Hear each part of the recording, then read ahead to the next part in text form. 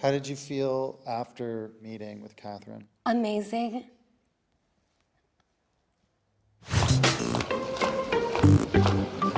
Hi. Thank you for meeting me. Thank you for coming. Good to see you. You too.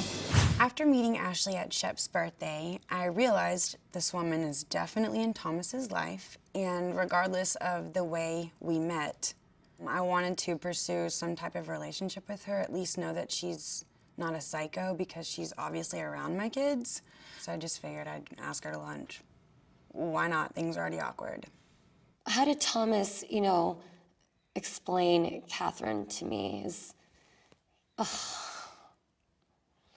He wanted, I think, to hold back on that as long as possible. But when she texted me to go to lunch, he goes, oh, that'll be interesting. He felt like it'd go either way. It could probably either go really great or really bad. All I remember is her walking in a full-length Lily Pulitzer maxi and sat down. It was like word vomit. Good you have your flats on. And you picked such a pretty color. I came from parents that divorced. Met beginning of May, and then the next weekend he flew me out here.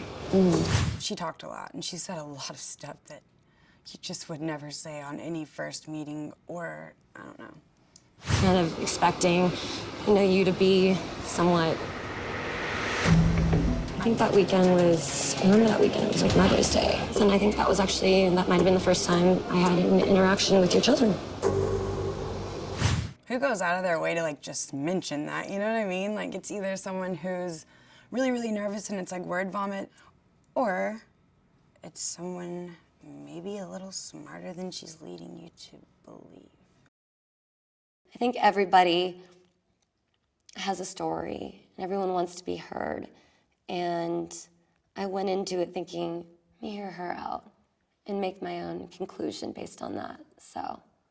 I felt bad for her because to move across the country for love at 30-something years old, I just felt so bad for the girl. I imagined her probably a year in, 2 years in, just being discarded. I think I even told her after that lunch, I texted her and said, if you ever need anything or anyone, I'm not prying, but know that you are not stuck. I think I even went out of my way to say some shit like that. Story of my life. And after I got in the Uber after lunch, I sent her a really nice text message, really long message, because I was so impressed. And I never heard back from her, As someone who is dating Thomas and potentially around your children, you have to put me in a different category than just anyone else, I told her, I said, I could be your greatest ally.